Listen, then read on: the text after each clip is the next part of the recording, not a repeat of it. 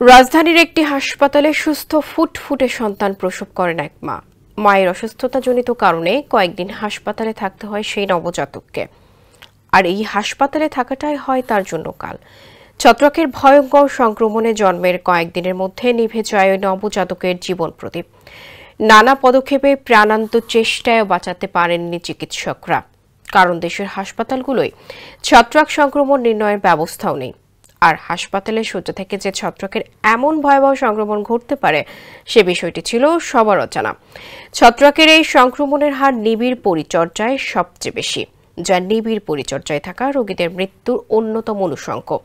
এ নিয়ে রাশিদ রবের প্রতিবেদনে বিস্তারিত জানাচ্ছেন সাজিদ ইসলাম। সোনামণিকে নিয়ে আমি থাকি চিন্তামুক্ত, কারণ আমি ব্যবহার করি এসএমসির স্মাইল বেবি ডায়াপার। ছত্রাক হলো একটি বহুকোষী অণুজীব যা মানুষ, প্রাণী এবং উদ্ভিদের মধ্যে রোগ সৃষ্টি করতে পারে। আন্তর্জাতিক উদরাময় গবেষণা কেন্দ্রের ICDDRBর একদল গবেষক দেশে প্রথমবারের মতো হাসপাতাল ভিত্তিক আক্রমণাত্মক ছত্রাক সংক্রমণের ওপর নজরদারি চালাচ্ছেন। 2022 সালের জুলাই থেকে ঢাকার দুটি টারশিয়ারি হাসপাতালের ক্রিটিক্যাল কেয়ার ইউনিটে চলছে এই নজরদারি,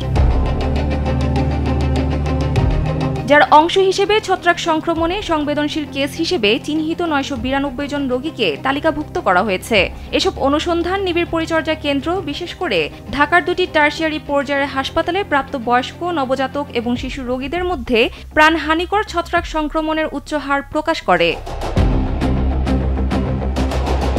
গবেষণায় দেখা গেছে, দেশে সিস্টেমিক ছত্রাক সংক্রমণের ক্ষেত্রে নিয়মিত নজরদারি ব্যবস্থা না থাকায় এর আগে এ ধরনের প্রাণসংহারী ছত্রাক চিহ্নিত হয়নি। নিবিড় পরিচর্যা কেন্দ্রে ছত্রাক সংক্রমণের উচ্চ ঝুঁকি শনাক্ত এবং ক্যান্ডিডা অরিস ও ক্যান্ডিডা ব্ল্যাঙ্কি নামের দুটি ছত্রাক হয়ে উঠেছে ওষুধ প্রতিরোধী। বিশেষ করে ছত্রাক প্রতিরোধী ওষুধ ফ্লুকোনাজোল, ভোরিকোনাজোল প্রতিরোধী হয়ে উঠেছে। তবে ক্যাসপোফাঙ্গিন, মাইকাফাঙ্গিন ইত্যাদি ওষুধগুলো কার্যকর বলে প্রমাণিত হয়েছে, যদিও এই ওষুধগুলো সহজলভ্য নয় এবং ব্যয়বহুল। এ বিষয়ে গবেষণার প্রধান গবেষক ICDDRBর senior research investigator doctor Tanzir Ahmed Shuvo বলেন, দেশে এর আগে ছত্রাকের সংক্রমণ ও ইনফেকশন নিয়ে কোনো গবেষণা ছিল না। এই ছত্রাক সংক্রমণের ভয়াবহতা সম্পর্কে আমাদের ধারণা ছিল না। তবে এখন গবেষণায় দেখা গেছে, ব্যাকটেরিয়ার মতো ছত্রাকও ওষুধ প্রতিরোধী হয়ে উঠেছে। সাধারণ ওষুধ এবং জীবাণুনাশক এসব ছত্রাকের বিরুদ্ধে যথেষ্ট সক্রিয় নেই।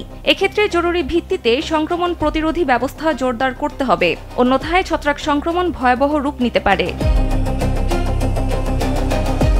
সাজিদ ইসলাম, কালবেলা।